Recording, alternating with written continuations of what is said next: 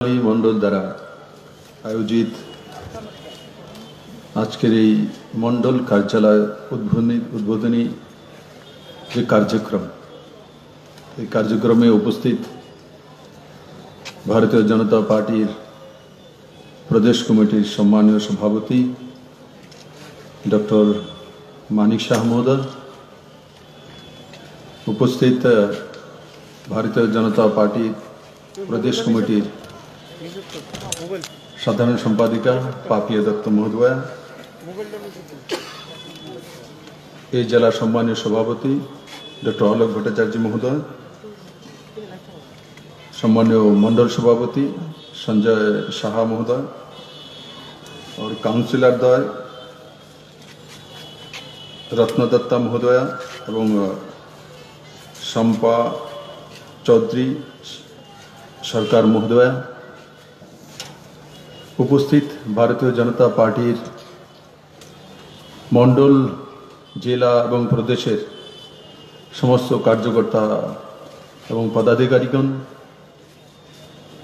এই অঞ্চলের সমস্ত ব্যবসায়িক ভাই বোনেরা, সুধী নাগরিকবৃন্দ, মিডিয়ার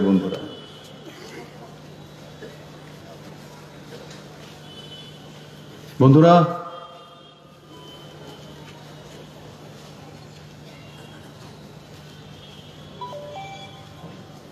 ভারতীয় জনতা পার্টি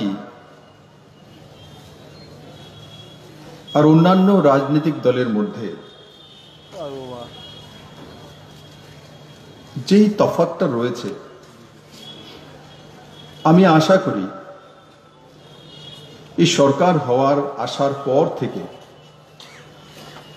ত্রিপুরাবাসী অনেকাংশে বুঝতে সক্ষম হয়েছে। আগে সরকার মানে কি ছিল, কারোর কোনো আইডিয়া ছিল? সরকার কাকে বলে, গভর্নেন্স কাকে বলে, সিস্টেম কাকে বলে,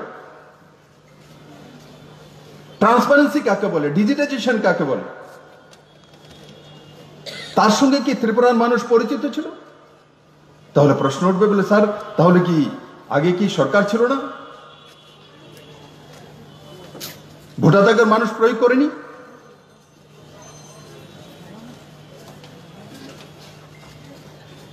তাহলে আগের গুলি ছিল কি? 25 বছর টানা সরকার যেটা বলি, তো কি ছিল?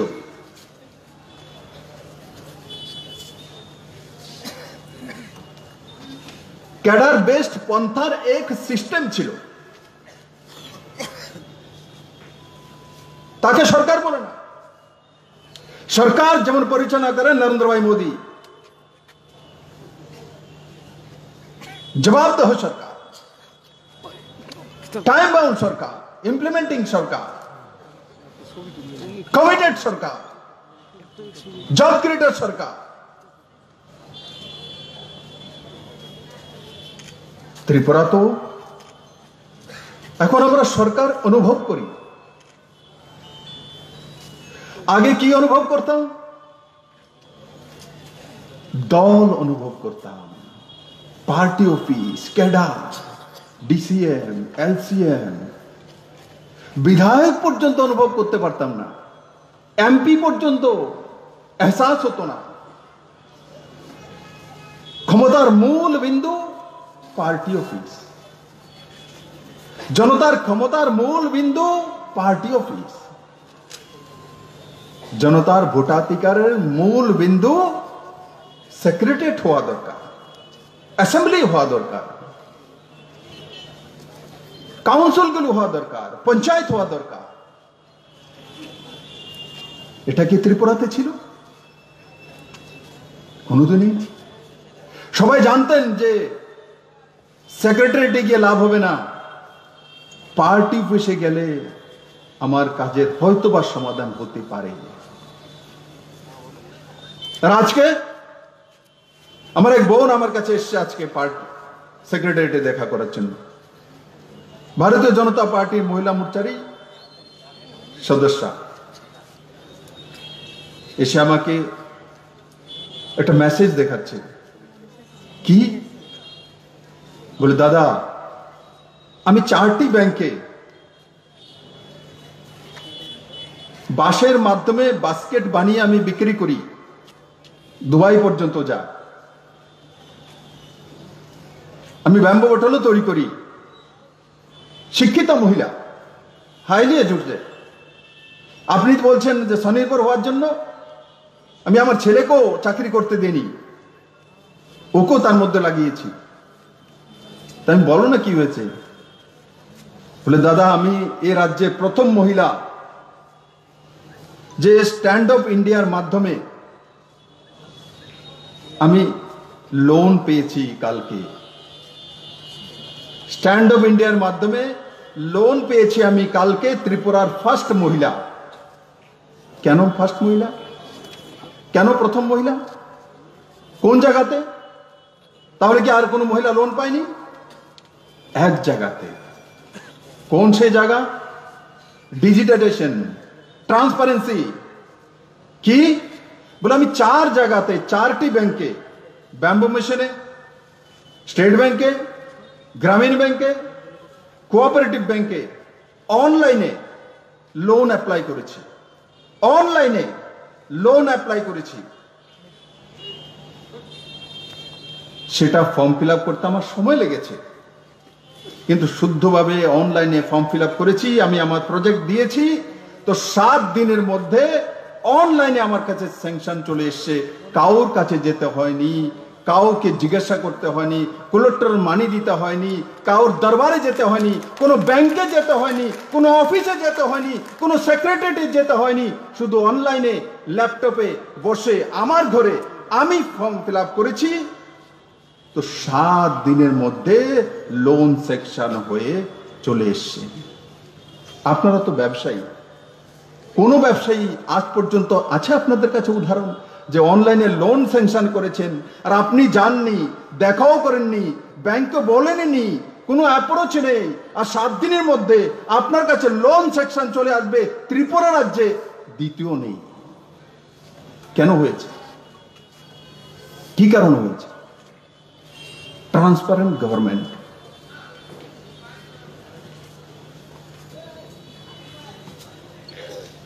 তার উদাহরণ কি আগে আছে? কেউ বলতে পারবে? এবার যেটা আমি বলছিলাম, গভর্নেন্স সিস্টেম, চাল চলন, চরিত্র, চেহারা, এখন ত্রিপুরার মানুষের মধ্যে সেটা তৈরি হচ্ছে। এখন তৈরি হচ্ছে। আগে চাল চলন চরিত্র চেহারা কি হবে, তার মধ্যে কি হবে, কিভাবে করবে, তার উপায় কি? চাল চলন চরিত্র চেহারা কিভাবে তৈরি হবে ত্রিপুরা মানুষের? স্বাভাবিকভাবে সে গ্রামে হোক শহরে হোক, প্রত্যেক ব্যক্তি, প্রত্যেক বাড়ি, সে নিজের বাড়িতেও ক্যামেরার মধ্যে থাকতো, যে কোনো না কোনো ক্যাডার তাকে দেখছে, সে কি করছে, সে কোথায় যাচ্ছে, তার অ্যাক্টিভিটি কি। স্বাধীনভাবে সে কাজই করতে পারে না। আমি চলার সময় যদি কেউ আমাকে বারবার ওয়াচ করে, তাই আমি বারবার পেছনে দেখবো যে লোকটা আমাকে কি দেখছে বারবার। আমি যদি 10 মিনিটে মানিক বাবুর বাড়িতে যেতে পারি, তো বারবার পিছিয়ে দেখবো, তো 15 মিনিট সময় লাগবে। 15 মিনিট সময় লাগবে, তার মানে 5 মিনিট বেশি লাগবে। কি কারণে? কেউ আমাকে দেখছে। তোমার মধ্যে কিউরিওসিটি, কেন দেখছে, কি কারণে দেখছে? আমার শাড়ি তো ঠিক আছে, আমার শার্ট তো ঠিক আছে, আমি তো অন্যায় কাজ তো করছি না, উনি তো চোর নয়, উনি আমাকে কেন ফলো করছেন? সারা ত্রিপুরা রাজ্যে সেই মহল ছিল, সেটা থেকে আমরা মুক্তি পেয়েছি। আজকে আমাদেরকে কেউ ওয়াচ করে না, আমরা স্বাধীনভাবে কাজ করার ক্ষমতা তৈরি করেছি। তো নিজের জন্য চিন্তা করা, সমাজের জন্য চিন্তা করা, সোসাইটির জন্য চিন্তা করা, বিজনেসের জন্য চিন্তা করা, সেই জায়গায় ত্রিপুরা পৌঁছে গেছে। আজকে আমি তার কিছু ডাটা তুলবো আপনাদের সামনে। এই সরকার আসার পর 2018 থেকে 2020-এর এই 4 ডিসেম্বর পর্যন্ত, আজকের দিন পর্যন্ত রেগুলার চাকরি হয়েছে, রেগুলার চাকরি 14,798 জনের। 14,798 জনের রেগুলার চাকরি হয়েছে। তার জন্য না আমার পার্টি না সরকার ঢেন্ডুরা পিটিয়েছে কোথাও। ডাইন হার্নেস, যে সরকারি কর্মচারী মৃত্যুর পর তার পরিবারের লোক চাকরি পায় 767 জন। আউটসোর্সিং এর মাধ্যমে 4,587 জন। কন্ট্রাকচুয়াল 2,849 জন। টোটাল 23,001 জনের চাকরি হয়েছে। 23,001 জনের। 23,001 জন। আমি একজন কিছুদিন আগে একটি ইলেকট্রনিক্স মিডিয়াতে দিয়েছি, কমিউনিস্টের এক স্থানীয় নেতা ডিস্ট্রিক্ট স্তরের, এক সময় গুন্ডাগর্দির জন্য খুব নাম ছিল ওই এরিয়াতে, কি নাম, খয়েরপুর এরিয়াতে। উনি বলছেন এই সরকারি একটাও চাকরি দেয়নি।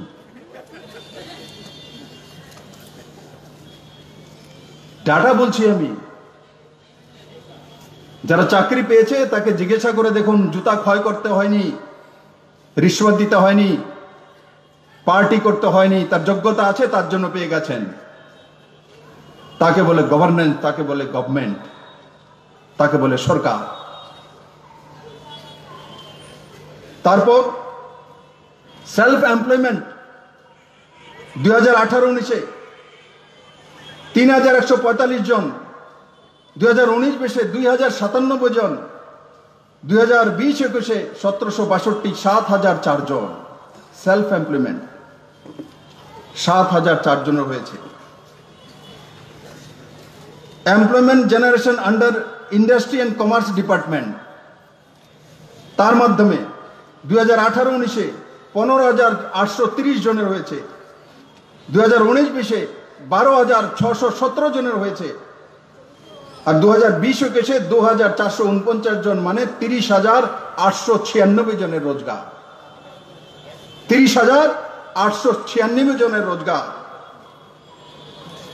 এমপ্লয়মেন্ট জেনারেশন আন্ডার এমএসএমই, তার মাধ্যমে 24,033 জনের হয়েছে। 2018-19-এ 8,003, 2019-20-এ 8,893, 2020-21-এ 7,137 জনের। স্কিল ডেভেলপমেন্ট, তার মাধ্যমে 7,537 জনের রোজগার হয়েছে।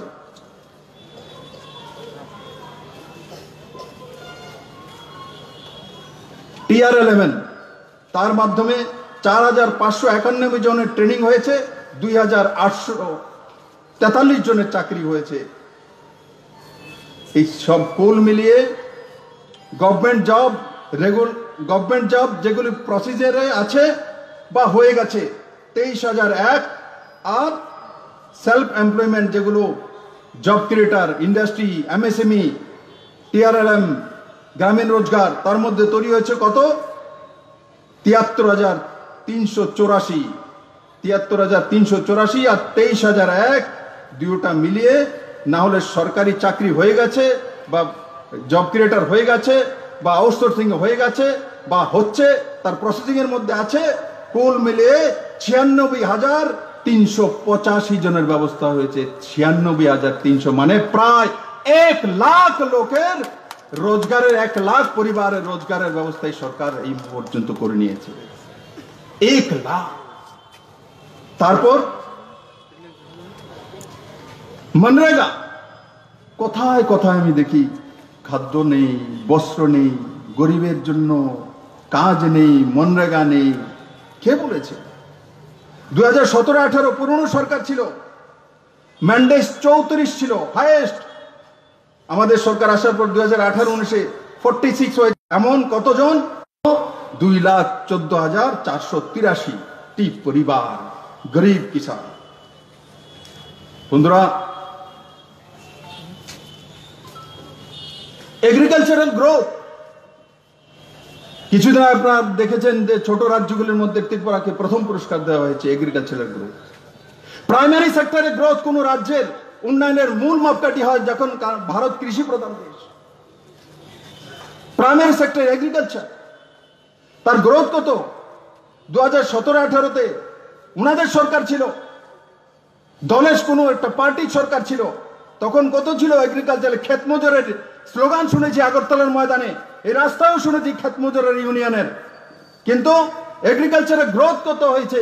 কারণ কি গ্রোথ হওয়ার রাস্তা কোথায়? কৃষকরা তো খেতেই যেতে পারতো না, কৃষকদের তো রাস্তায় থাকতে হতো, আন্দোলনে থাকতে হতো। আর তার কারণে গ্রোথ কত ছিল?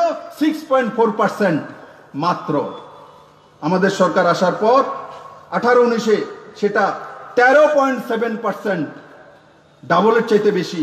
আর 2019-20-এ 13.9%। শুধু নর্থ ইস্টের বা ছোট রাজ্যগুলির মধ্যে প্রথম স্থান নয়, পুরো ভারতবর্ষের মধ্যে এগ্রিকালচার গ্রোথে 2019-এ ত্রিপুরা তৃতীয় স্থানে রয়েছে। সেই জায়গা ত্রিপুরা পৌঁছে গেছে বন্ধুরা। একটা রাজ্যের উন্নয়নের মাপকাঠি কি হয়? রোজগার, এগ্রিকালচার গ্রোথ, ব্যাংকিং ব্যবস্থার উন্নয়ন, ইনফ্রাস্ট্রাকচারে ন্যাশনাল হাইওয়েতে 3,197 কোটি টাকার টেন্ডার হয়ে গেছে।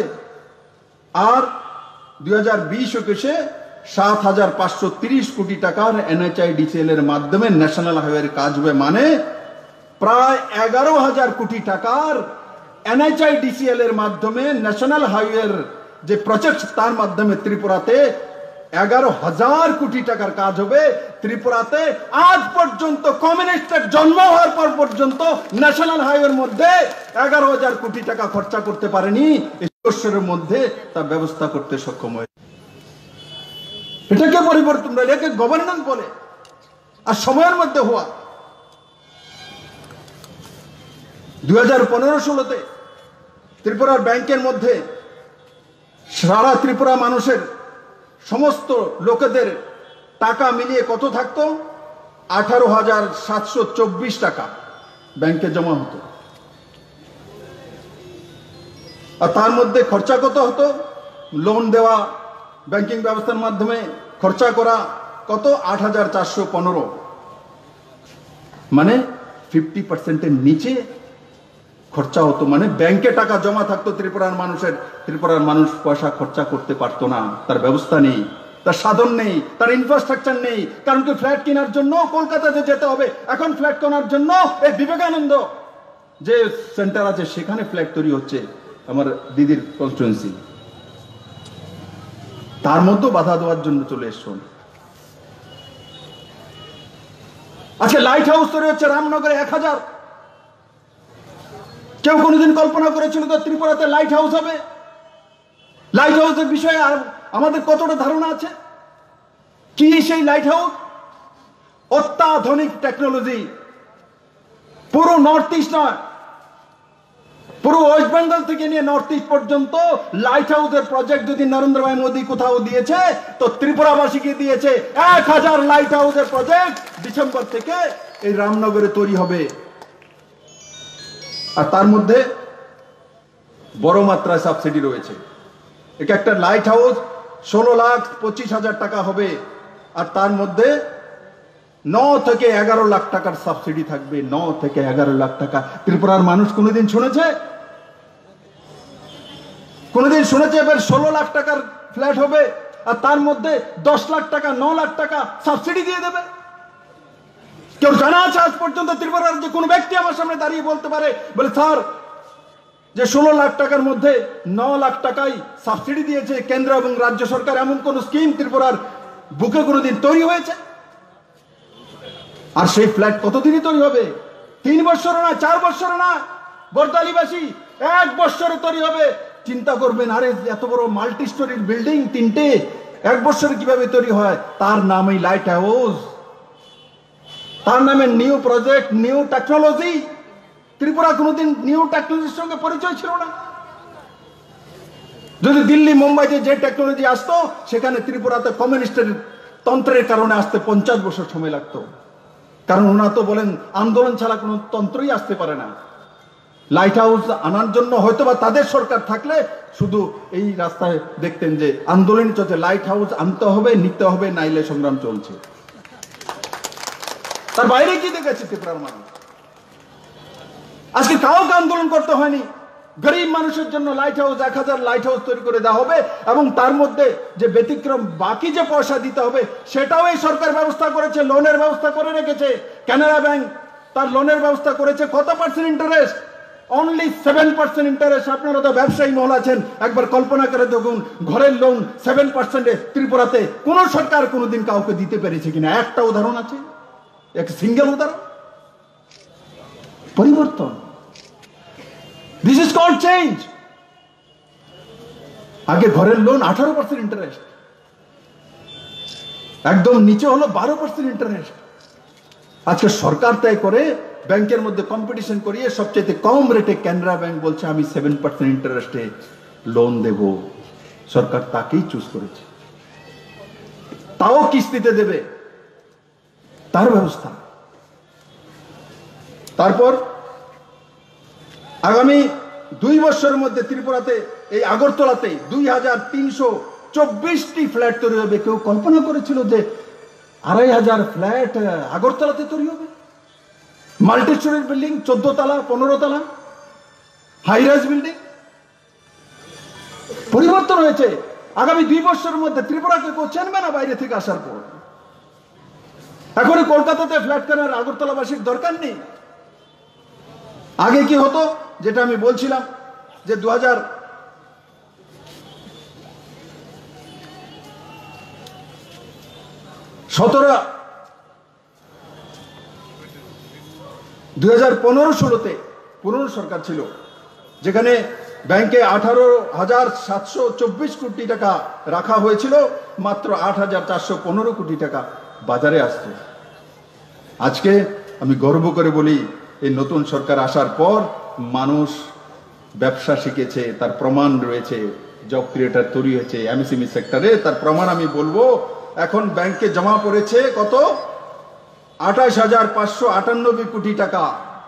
28,598 কোটি টাকা জমা আছে, পড়েছে। তার মধ্যে 16,220 কোটি টাকা বাজারে বেরিয়ে এসছে লোনের মাধ্যমে ব্যাংকের কাছ থেকে। তার মানে 50%-এর উপরে বাজারে টাকা আসছে ব্যাংক থেকে বেরিয়ে। এটা হচ্ছে গভর্নেন্স, এটা হচ্ছে ইকোনমি। কারণ মানুষ এখন খরচা করতে শিখেছে, বিজনেস করতে শিখেছে। সেই জায়গাতে ত্রিপুরাতে পৌঁছে গেছে। কোনোদিন কোন সরকারের মুখ্যমন্ত্রী, কোন মন্ত্রী কমিউনিস্টের ডেটা তুলে ধরতে পেরেছে ত্রিপুরার মানুষের কাছে? কিসের ডেটা তুলে ধরতো? ডেটা কিসের? ডেটা তুলে ধরতো আমরা বঞ্চিত, আমাদের এত লক্ষ লোক বঞ্চিত হয়ে আছে, কেন্দ্র দেয় না, নিপীড়িত, আন্দোলন, এই ভাষাগুলির সঙ্গে ত্রিপুরার মানুষকে পরিচিত করত। আজকে ত্রিপুরার নজওয়ান ছেলে বলছে আমি জব ক্রিয়েটর হব, আমি এমএসএমই সেক্টরে যাব, আমি লক্ষ্য স্কিম দিয়ে ইউপিএসসি কমপ্লিট করব। আমার সঙ্গে তেলিয়ামুড়ার শতাব্দী মজুমদার দেখা করার জন্য এসছে। ইউপিএসসি এক্সামে 80 নম্বর স্থানে পেয়েছে, ত্রিপুরার মেয়ে, তেলিয়ামুড়ার মেয়ে, গর্ব হয় আমাদের। আমাকে এসে বলছে স্যার এই যে আপনি লক্ষ্য স্কিমটা দিয়েছেন সেই স্কিম থেকে আমি পড়াশোনা করেছি, সার্থক হয়ে গেছে আমার স্কিম। আমি একদম আইএস অধিকারী পেয়ে গেছি। আমার ত্রিপুরার মাটি, কৈলাসহরের তেলিয়ামুড়ার মেয়ে, তাও 80, র্যাঙ্কিং 80, কল্পনা করা যেতে পারে 80 র্যাঙ্কিং।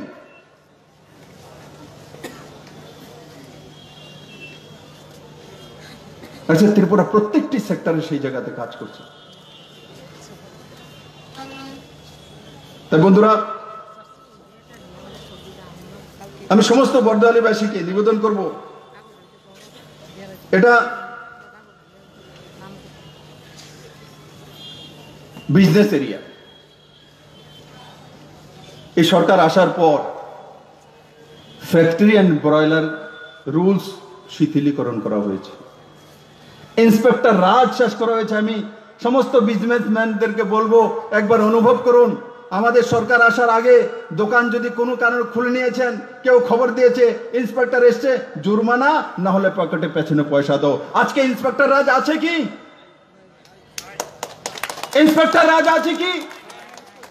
লেবার ইন্সপেক্টরকে বলে দেওয়া হয়েছে যদি ইন্সপেকশনের জন্য যেতে হয় তো ডাইরেক্টরের পারমিশন নিয়ে যেতে হবে, নাহলে মন্ত্রীর পারমিশন নিয়ে যেতে হবে ইন্সপেক্টরগিরি করার জন্য। সেই ব্যবস্থা নেই, সেটা ইংরেজের ব্যবস্থা। ইন্সপেক্টর রাজ তার সমাধান করেছে তো ভারতীয় জনতা পার্টির সরকার আসার পরে করেছে। যারা বলতো আমরা শ্রমিকের লোক, আমরা শ্রমিক দরদি, এরাই ইন্সপেক্টর রাজ শেষ করেনি। আজকে গিয়ে লেবার অফিসে ধর্ণা দিতে হয় না। এ সরকার স্বনির্ভর দোকানি তৈরি করার জন্য স্কিম এনেছে, ডেকে ডেকে বলছে ট্রেড লাইসেন্স নিয়ে নিন। আগে ট্রেড লাইসেন্স জন্য পার্টি বেশি ধাক্কা খেতে হতো, চাঁদা দিতে হতো। আজকে প্রত্যেকটি ব্যবসায়ীকে আমি বলবো ট্রেড লাইসেন্স বানিয়ে নিন। আপনার কাছে হয়তোবা কোনো ব্যাংকের অধিকারী বা কোনো লোক সরকারের এক সময় আসবে বা এসেছে, ক্যাম্প লাগিয়েছে। আমি এখানে ক্যাম্প লাগিয়েছিলাম, সবাইকে বলেছি আসুন ট্রেড লাইসেন্স নিয়ে যান। এই কোনোদিন ত্রিপুরাতে ট্রেড লাইসেন্স নেওয়ার জন্য ব্যবসায়ীদেরকে স্বাগত করেছে এমন একটি উদাহরণ সারা ত্রিপুরার যে কোনো ব্যবসায়ী আমার সাথে প্রস্তুত করতে পারবে যে আমরা ট্রেড লাইসেন্স দেওয়ার জন্য সরকার এসে আমাদের দরজায় দাঁড়িয়েছে? এটা পরিবর্তন হয়েছে। ট্রেড লাইসেন্স পাবে কিভাবে? এখানে দোকানদারি যারা রয়েছে তাদের মধ্যে 70% রেন্টে রয়েছে, 70% নিজের দোকান নয়। তো ট্রেড লাইসেন্স তো হতেই পারবে না। নিজের দোকান না হলে ট্রেড লাইসেন্স হবে না। এই সরকার তার মধ্যে শিথিল করে দিয়েছে যে রেন্টে থাকা দোকানিও ট্রেড লাইসেন্স পাবেন, আর যে মালিক তারও কোনো অসুবিধা হবে না। সে ট্রেড লাইসেন্স হলেই সে ক্লেম করতে পারবে না এই দোকান আমার। তো যে ভাড়াটি আছে সেও ট্রেড লাইসেন্স পাওয়ার সুযোগ পেয়ে গেছে। সেটা আগেও হতে পারত, কেন হয়নি? আর ট্রেড লাইসেন্স না হলে লোন পাবেন না, বিজনেস করতে পারবেন না, ইন্স্যুরেন্স হবে না, কিছুই হবে না। ট্রেড লাইসেন্স ছাড়াই বিজনেস করে যাচ্ছে একটা রেজিস্ট্রেশন হয়ে। আজকে এই সরকার কাউকে আন্দোলন করতে হয়েছে। বরদলের এখান থেকে কোনো দোকানে আন্দোলন করেছে, আমার কাছে কোনো ডেপুটেশন দিয়েছে? কোনো ব্যক্তি বলতে পারবে একটা ডেপুটেশন দিয়েছি স্যারের কাছে, মুখ্যমন্ত্রীর কাছে? এটা সরকার, এটা দল নয়, তার মধ্যে তফাৎ। আগে দল ছিল সরকার, এখন সরকার, জনতার সরকার, 37 লক্ষ ত্রিপুরাবাসীর সরকার। তার জন্য সরকার আপনি আপ চিন্তা করে যে জনতার জন্য কি করতে হবে। কাউকে আন্দোলন করতে হয়নি। ফ্রিতে ট্রেড লাইসেন্স, ইন্স্যুরেন্স করার জন্য। আরে কোন দোকানি, কোন অ্যাসোসিয়েশন, বাজার অ্যাসোসিয়েশন সারা ত্রিপুরা রাজ্যে কেউ একবার বলতে পারবে যে ফ্রিতে 1000 টাকা ইন্স্যুরেন্সের প্রিমিয়াম দিয়ে ইন্স্যুরেন্স করে দেবে সরকার ফ্রিতে? কোন দোকানিকে কোনদিন কোন সরকার করেছে ত্রিপুরাতে একটা ইন্স্যুরেন্স? আমার দুঃখ হয়, সেদিন আমার বনমালীপুরে 16টি দোকান জ্বলে গেছে। যখন আমি গিয়েছি ইন্স্যুরেন্স কার কার আছে, তো এক দোকানের কাছে আছে। তাই আমি বললাম, আরে আমি চিৎকার করে বলছি ইন্স্যুরেন্সটা করলে তো এখন 5 লাখ টাকা পেয়ে যেতে। তো আমার সামনে দাঁড়িয়ে স্যার SDRF থেকে একটা ব্যবস্থা করুন। আমার কাছে মানে বিনয়ের সঙ্গে কাকুতি করছে। আরে কাকুতি করার দরকার নেই, সরকার তো ইন্স্যুরেন্সের ব্যবস্থা করে দিচ্ছে, ফ্রিতে করে নিন।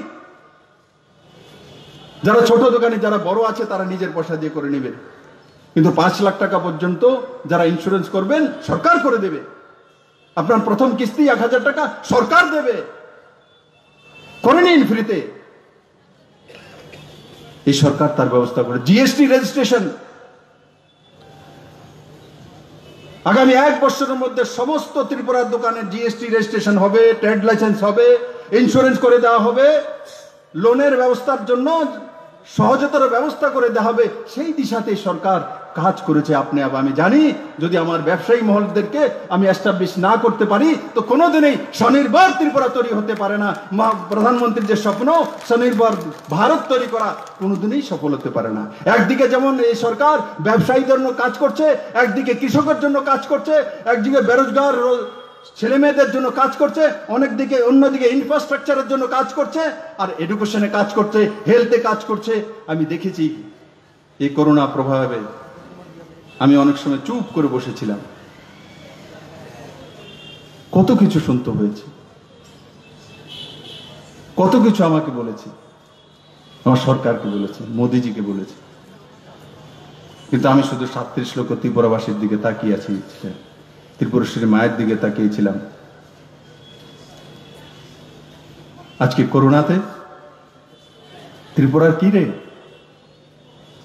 97.28% রিকভারি রেট, দেশের হাইয়েস্ট রিকভারি রেটের মধ্যে ত্রিপুরা একটা,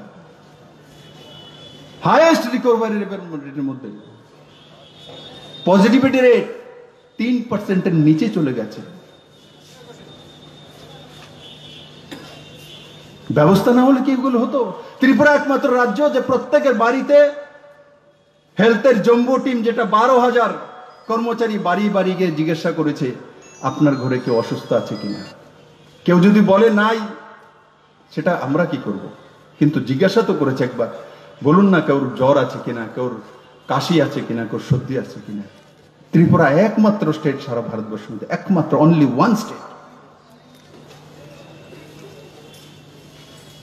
যখন ডিজাস্টার হয়, ক্রাইসিস হয়, আমরা বলছি একদিকে ডিজাস্টার, আরেকদিকে বলছি না জিবি হসপিটালে পুরো সেবাটা আগের মতোই থাকতে হবে। সেবাটা আগের চাইতে ভালো হয়েছে বন্ধু, আজকে আমি মুখ খুলে বলছি, আগের চাইতে জিবি হসপিটাল অনেক বেশি উন্নত হয়েছে, অনেক বেশি অ্যাডভান্স হয়ে গেছে। কিন্তু তখন একটা ভয় ছিল, ভীতি ছিল। প্রথম তো আমার খেয়াল আছে, প্রথম পেশেন্ট যখন গীতা কর্মকার আমার বোন এসেছিল উদয়পুর থেকে, তো পুরো জিবি বাজার হি যেমন কারফিউ জারি করে দিয়েছে, কেউ নেই, পুরো উধাও। কারণ তখন কেউ বুঝতে পারছিল না, কেউ ভাবছিল ওনার কাছে গেলে হয়ে যাবে, হাওয়া গেলে হয়ে যাবে, কেউ বলছে থুতু ফেললে হয়ে যাবে, কেউ বলছে শ্বাসতে হয়ে যাবে, কেউ বলছে না এটা হেলিকপ্টারে চলে আসবে। কার মুখ বন্ধ করব? তারপর হাইকোর্টকে আসতে হয়েছে। হাইকোর্ট এসে রিপোর্ট ত্রিপুরা সরকারের পাওয়ার পর স্যাটিসফ্যাক্টরি এলান করেছে, তারপরে গিয়ে আমার মৃত্যুর রাত থেমেছে। তাই বন্ধুরা, আমি বলি না এই সরকার সবকিছু আপনাদেরকে দিয়ে দিয়েছে, কিন্তু আপনাদের চোখে তো হাসি তো ফুটিয়েছে। আমি যখন ত্রিপুরার গ্রামে গঞ্জে পাহাড়ে ঘুরতাম, আমি বহু দেখেছি বন্ধু, জানলার একটা পার্ট খুলে ছোট্ট মেয়েটা আমাকে দেখতো, তার মাকে বলতো ওই দেখেন বিপ্লব দাস যা, মা দরওয়াজা বন্ধ করে নিত, ভয়ে কোনো কমিউনিস্টের ক্যাডার যদি দেখে বিপ্লব দেবকে টাটা দিয়েছে, তো বাড়িতে এসে দরজা ভাঙবে। এই ছিল ত্রিপুরার পরিবেশ। আমরা আগরতলা বসে কমিউনিস্টের ভয়ের বিষয়ে অনুমানও করা যেতে পারে না বন্ধু, আগরতলা বসে করতে পারবো না বন্ধু। আগরতলায় যেটা অত্যাচার হয়েছে কিছু নয়, গ্রামে গেলে টের পাওয়া যায় কমিউনিস্ট কি জিনিস ছিল। মানুষ আজও কাঁপে কমিউনিস্টের নাম শুনে। মেয়ের বিয়ে দেবে, সেও পার্টি অফিস তৈরি করে দেবে, ছেলে কি হবে,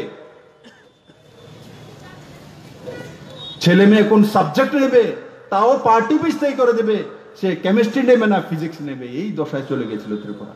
আজকে স্বাধীনভাবে ছেলে মেয়েরা লক্ষ্য স্কিমের মাধ্যমে ইউপিসি কমপ্লিট করে 80 র্যাঙ্কিং এ ত্রিপুরার মেয়ে চলে আসে বিপ্লব দেবের কাছে। তার পরিবর্তন হয়েছে। সিবিএসসি সিলেবাস, সরকারি স্কুলে 20টি একসঙ্গে সিবিএসসি সিলেবাস, কেউ কল্পনা করেছে ত্রিপুরার কোনো মানুষ? এনসিআরটি সিলেবাস কেউ কল্পনা করেছে? এই সবগুলো ত্রিপুরাতে, চাই এডুকেশন হোক, চাই হেলথে হোক, চাই ইনফ্রাস্ট্রাকচারে হোক, চাই মনরেগাতে হোক, আর চাই সরকারি চাকরির মধ্যে হোক, প্রত্যেকটা জায়গায় পরিবর্তন এসে বলবে। আমি তারপরেও বলবো যে সবকিছু একদিনে হয় না। 40টা বছর এক ধারাতে চলেছিল ত্রিপুরা, গভর্নেন্সে ছিল না। আজকে সেই ধারা আমি একদিনে বদলে দিতে পারি। স্বভাব একদিনে বদল হয় না বন্ধু, ধীরে ধীরে চেঞ্জ হয়। আমি 2018 যখন মুখ্যমন্ত্রী হইতি, তো ভিড়ের মধ্যে থেকে ছেলেরা এসে আমাকে বলতো দাদা চাকরি কবে দিবেন। আজকে পরিবর্তন হয়েছে, ভিড়ের মধ্যে থেকে ছেলেরা এসে বলে, আমি বায়োফ্লক্স লাগিয়ে নিয়েছি, আমি পোল্ট্রি লাগিয়ে নিয়েছি, আমি মাসে 50,000 টাকা রোজগার করি, আমার কাছে 10 জন ছেলে রোজগার করে।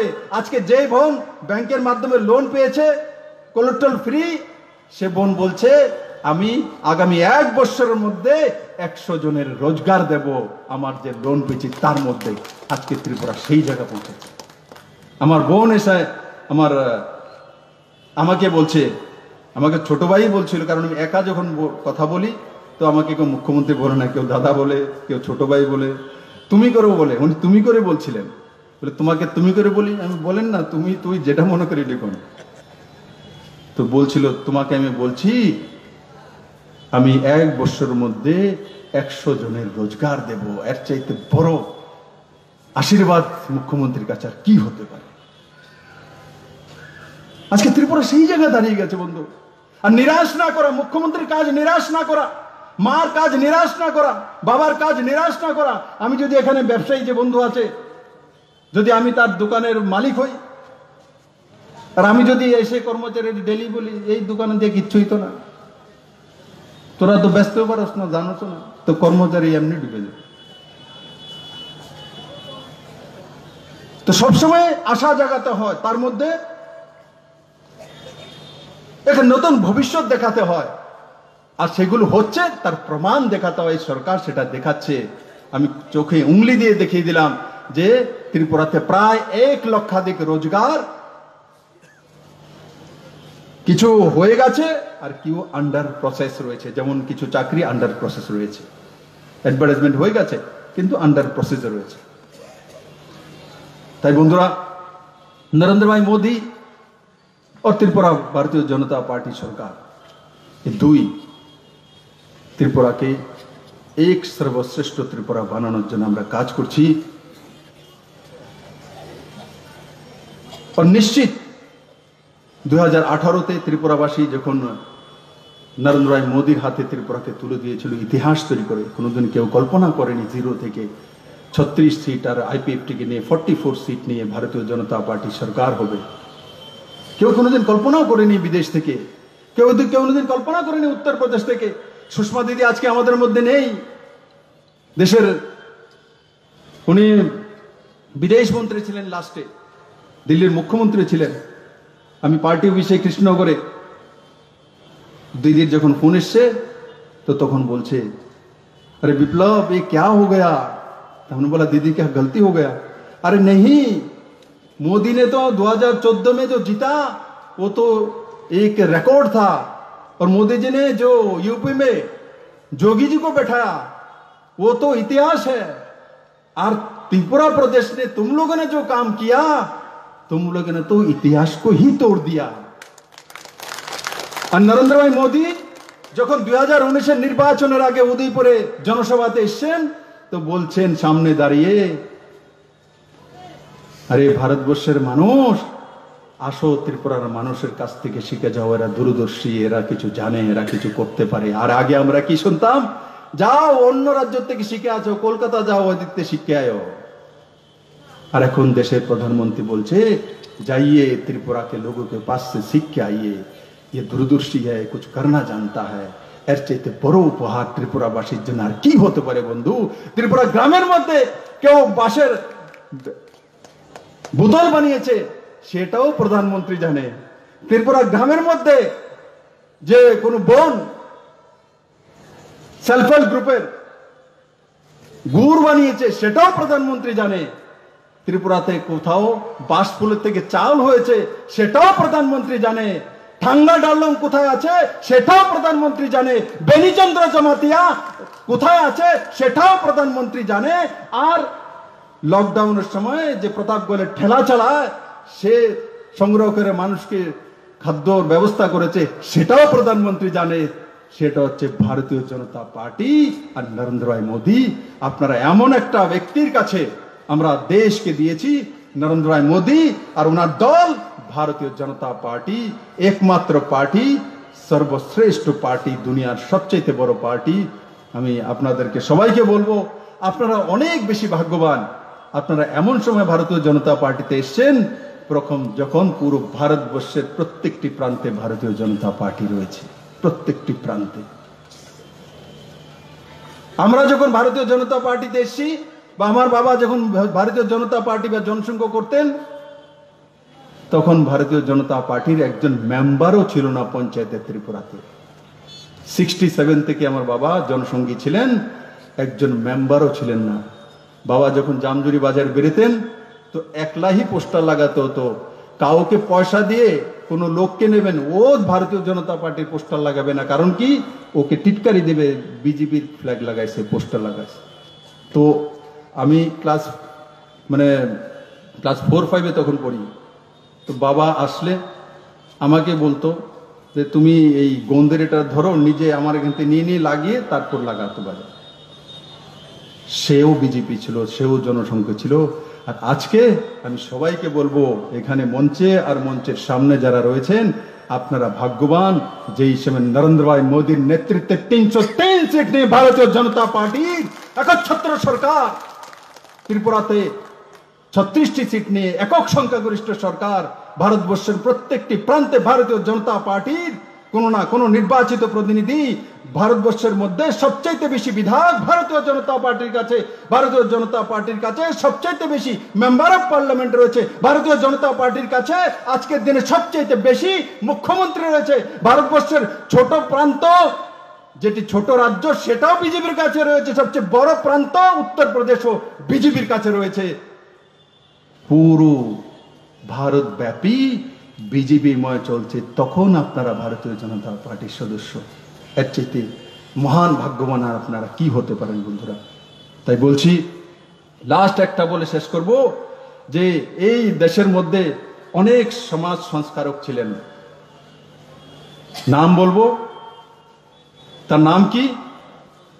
ঈশ্বরচন্দ্র বিদ্যাসাগর বিধবা প্রচলন করেছিলেন, রাজা রামমোহন রায়, দয়ানন্দ সরস্বতী, বিখ্যাত সমাজ সংস্কারক। কিন্তু আধুনিক ভারতও এক সমাজ সংস্কারক তৈরি হয়ে গেছেন, কিন্তু আমাদের হুদিস নেই। কে সেই সমাজ সংস্কারক? নরেন্দ্র ভাই মোদী এই দেশের সমস্ত মুসলিম বোনেদেরকে 3 তালাক থেকে মুক্ত করেছেন।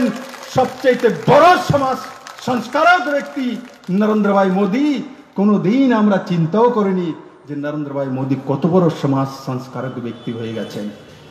3 তালাক থেকে সমস্ত মুসলিম বোনেদেরকে মুক্তি দিয়ে দিয়েছেন।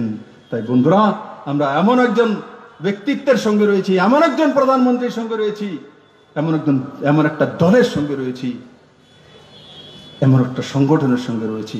আমি আশা করি যারা সংগঠনে রয়েছেন, সংগঠনকে সামনে রেখে কাজ করা, নিষ্ঠার সঙ্গে কাজ করা। আর যারা এই অত্র অঞ্চলে ব্যবসায়ী রয়েছেন, আপনারা কাজ করুন ভালোভাবে, নিজের ব্যবসাকে বাড়ান। এই সরকার আপনাদের সঙ্গে রয়েছে। এই প্যান্ডামিক বহুদিন, 6 মাস 7 মাস আমাদের অনেক কষ্ট হয়েছে, কিন্তু তারপরও ত্রিপুরা পিছিয়ে যায়নি। ত্রিপুরা কোনো সরকারি এমপ্লয়ি যারা রয়েছেন তাদের কাউর স্যালারি কাটেনি বা কাউর লোন গিয়ে আটকায়নি। ত্রিপুরা এক নতুন দিশা নিয়ে চলছে।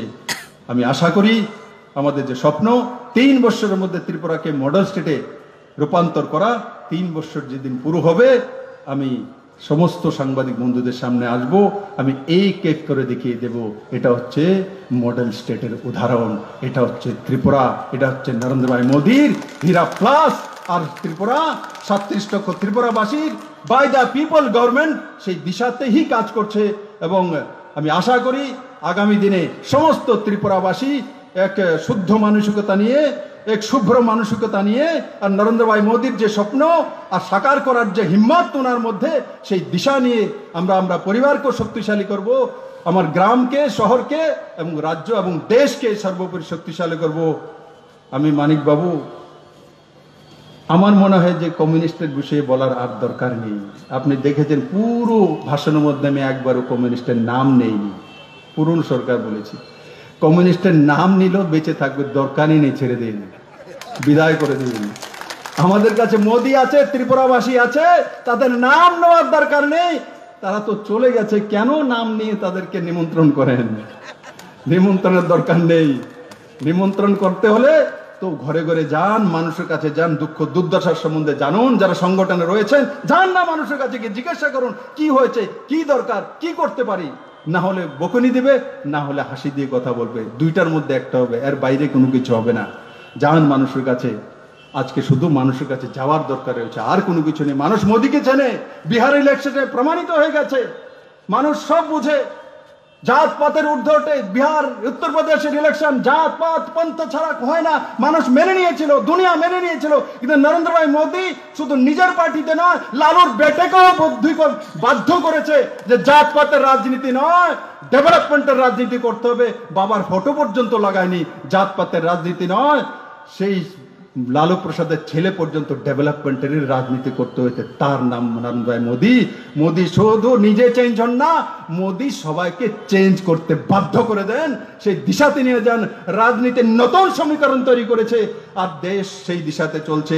মোদীর নেতৃত্বে দেশের ডেভেলপমেন্টকে রোখার মতো কোনো শক্তি নেই। মোদীর একটাই লক্ষ্য, সর্বশ্রেষ্ঠ ভারত লাগবে, আর আমাদের একটাই লক্ষ্য, সর্বশ্রেষ্ঠ ত্রিপুরা লাগবে। আমরা সেই দিশাতে কাজ করব, আর সঙ্গে সঙ্গে পার্টির কাছ থেকে, মানিক বাবু আর তার টিমের কাছ থেকে সর্বশ্রেষ্ঠ সংগঠন চাইবো। যে সংগঠন আমরা তৈরি করেছিলাম তার চেয়ে আরো সর্বশক্তিমান সংগঠন আমার লাগবে। আর বাই দ্য পিপল সরকার যেটা কাজ করার আমাদের সরকার করবে। সবাইকে অনেক অনেক ধন্যবাদ। জয় হিন্দ, ভারত মাতা কি জয়।